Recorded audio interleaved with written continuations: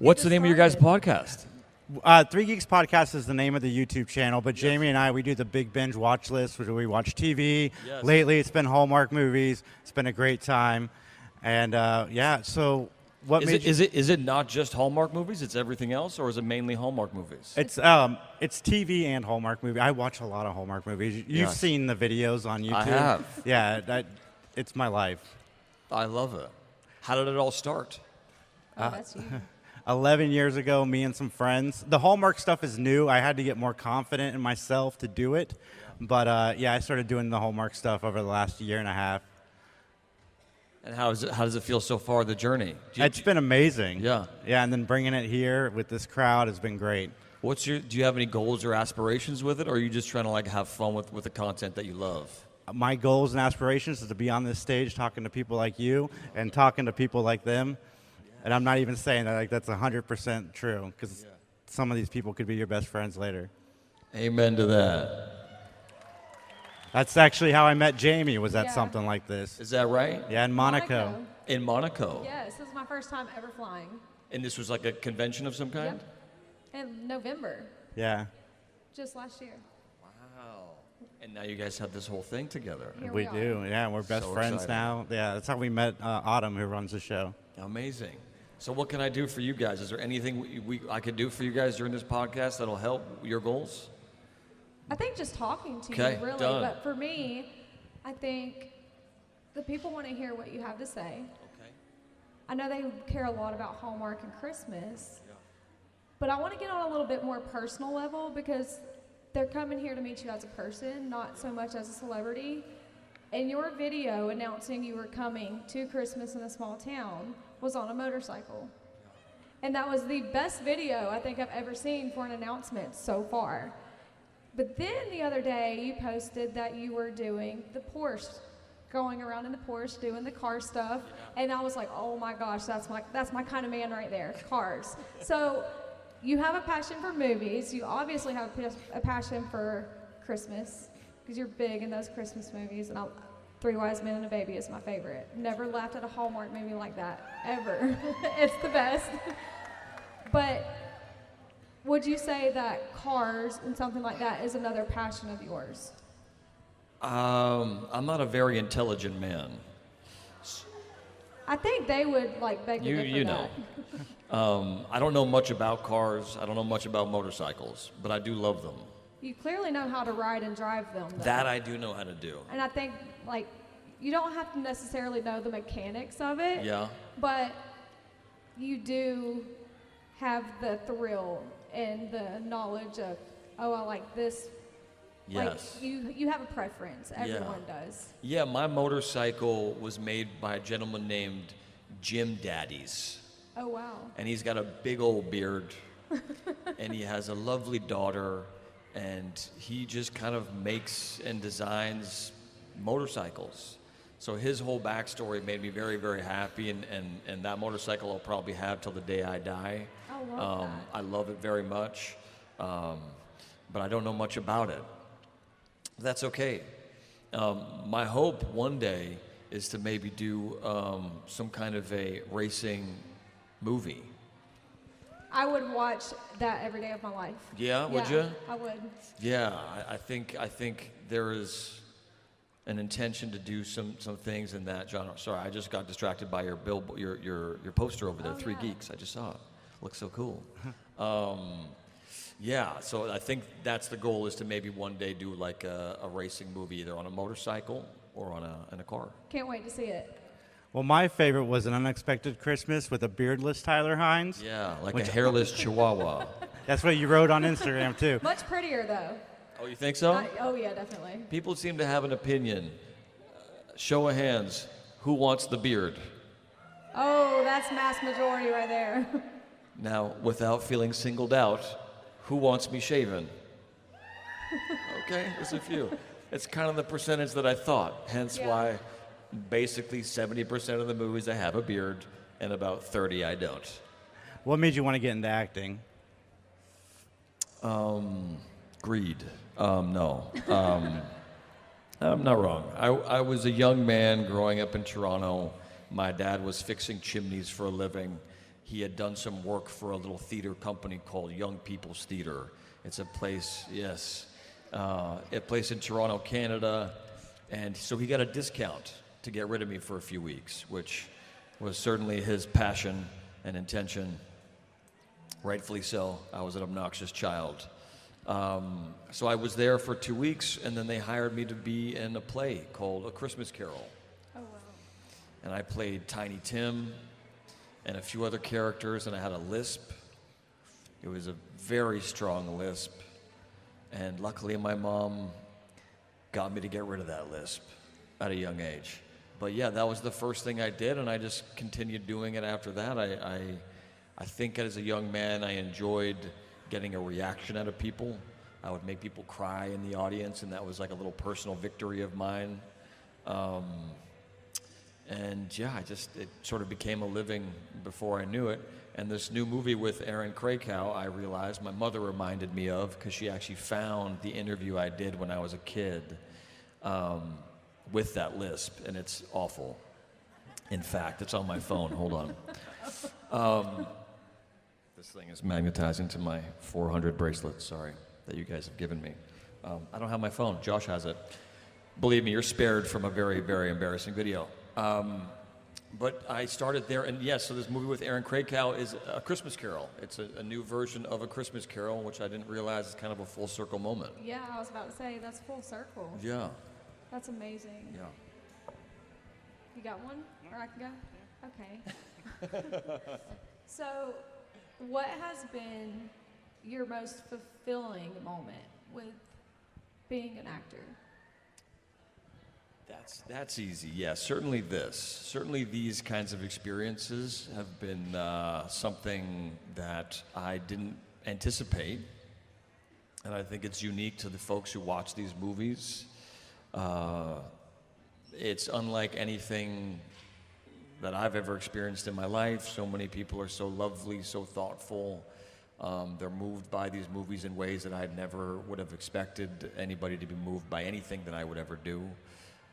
So certainly being at these kinds of events and functions, or when I see somebody out in public who tells me how much these movies mean to them, I got all the time in the world for that. And there is nothing quite as moving or motivating as that aspect of what I do, certainly.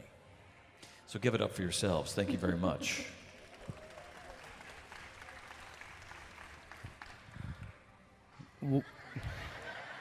He said that was weak, guys. What was it like when you landed your first role? What was the experience, and how did you feel afterwards? So when I was 7 years old for A Christmas Carol, that was the first thing.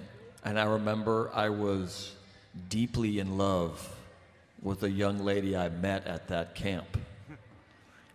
And I was heartbroken because it was over. And I thought we were going to be pen pals, and we weren't.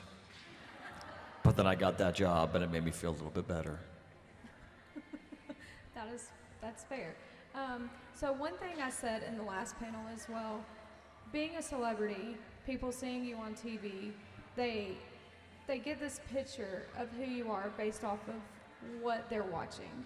So coming to something like this, and they're seeing you as a person, they're finally being able to get to know who you are versus who the celebrity is.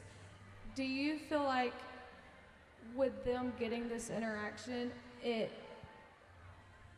verbiage on this, let's see. Do you feel like you as a person impacts them more than what the celebrity version of you on TV does? I don't know that I could say. I feel like neither would impact anybody in any way. No, I think you're a little, I don't know.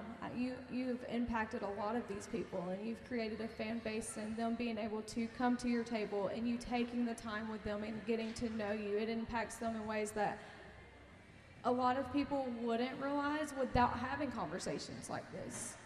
I appreciate you saying that. I think there is something really lovely about the community that seems to form with the commonality of maybe the movies that I do. But I feel like I'm just sort of an excuse for all these lovely human beings to sort of hang out with each other. And I'm incredibly grateful to be a part of that equation, because I think one of my favorite things of all of this experience is seeing the friendships that are born out of these circumstances, how you all find each other, how you spend time with each other. And you know, we've made these little traditions and things out of such a lovely arrangement, but I feel like I'm a small piece of a very big, beautiful thing. So certainly in that respect, I think there's a bit of an impact, which I'm very, very grateful for. Well, you have the boots, and then you have Yes, your ma'am. bracelets, your little Heidi hearts. Yes, I ma'am. love those. And I think that's just a piece of your impact that they get to carry with them everywhere they go. And I think in dark times and maybe depressive moments, there's something that they've connected with you that makes that it was a reminder to them that there's better days. There's always better days. So that's where the impact for me comes from, is seeing you guys on TV, then coming here, talking to you. It's just a whole new world for them. Well, I appreciate you saying that. And again, I think all of these things you're talking about, Yeah. like the bracelet and the boot shot glass tradition, again, this is an extension of all of their creativity. This is something that I didn't take upon myself or come up with. This is But something. very creative. What's that? It was very creative. Yeah, on their part, you know, this was something that you guys had decided you wanted to participate in, and made it what it is, and continue to make it what it is. And again, I'm just trying to facilitate what is such a lovely collective of lives, it seems. So happy to be of service however I can, and that's an extension of that. Though it is a challenge to make these things, I will say. It's a learning curve I didn't anticipate. Speaking of tradition, I know probably a lot of them already know, but I was curious, how did the boot shot start? So it began on a little cute movie called Winter in Vale. Yeah. Some people tell me that's their favorite Christmas movie, but there's no Christmas in it. It just takes place at winter. Yeah.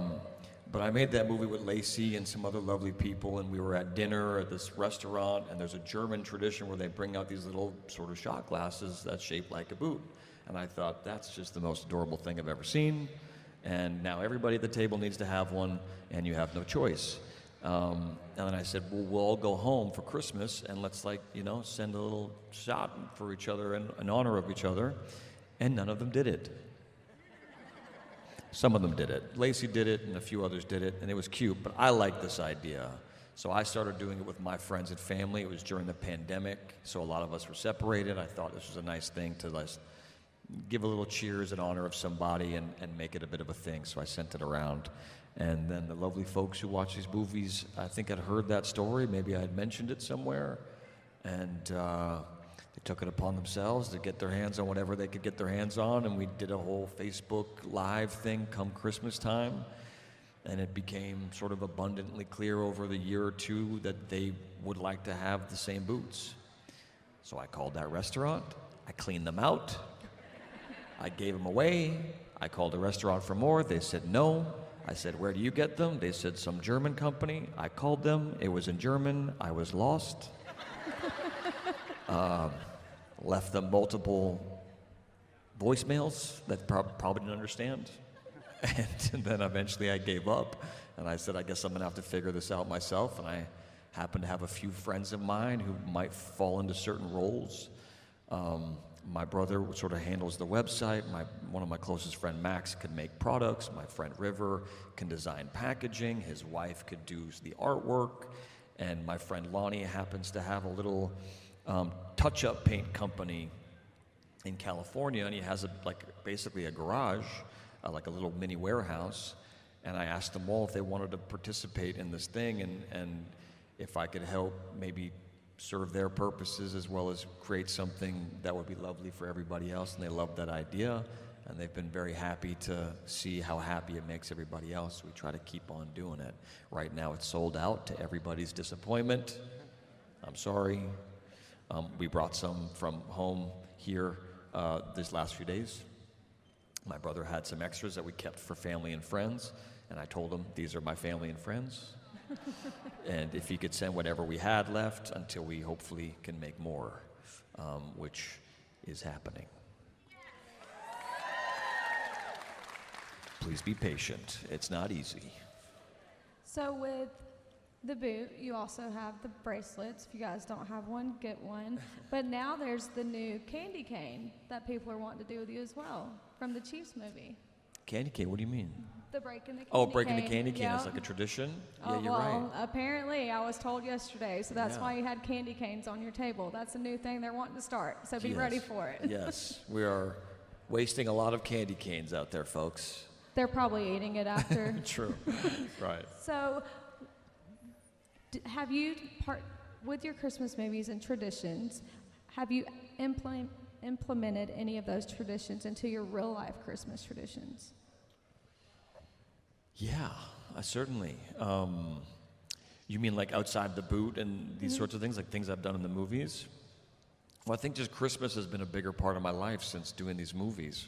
Also doing these conventions at Christmas. It seems like it's kind of part of a yearly tradition to get to the other side of all of this, where I'm out making these movies for you all, and then to be able to see you at the other side of that journey is such a beautiful thing. It feels like if the day comes where these conventions stop happening, I don't know how I'll feel about that. It'll feel like it'll be like there'll be some non-closure. You know what I mean? Oh yeah, for sure. Because it feels like the end of the road for that year before we start it all over again. And so that's become a big tradition of mine, it seems. Awesome.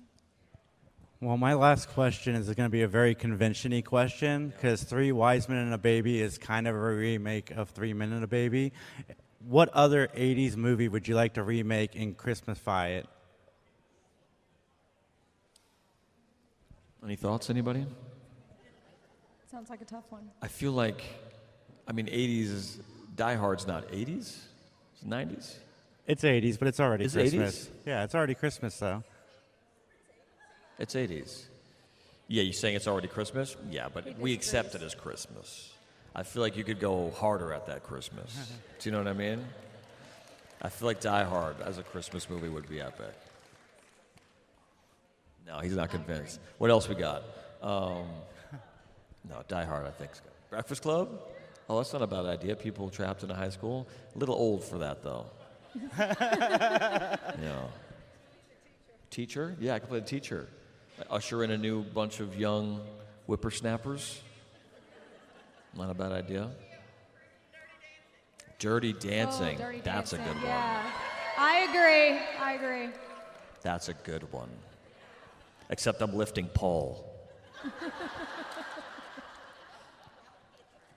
Dirty Dancing is my final answer. I like that answer. So my last question, because we're going to move on, is what has been your favorite Christmas movie to film? That I've made? Mm-hmm. Christmas movie? Yeah. Or any movie, or both. Let's do both. Separately? Yeah. Okay. Christmas movie. Wise Men is special, of course. These are my best friends. Every time we start doing this, I look across and see my friends' stupid faces like acting. It's hilarious.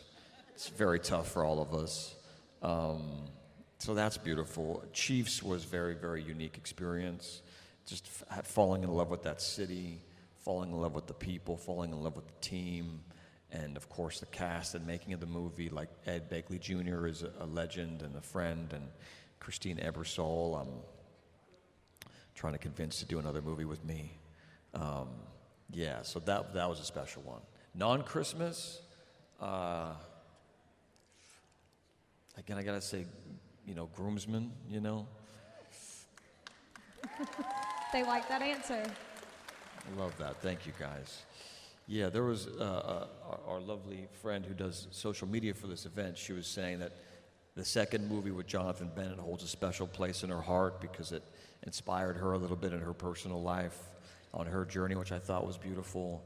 Being able to tell that story was really important to me, and to be able to do it with my two best friends, Ryan and Jonathan, and then gaining a new lifelong kindred spirit in BJ Britt.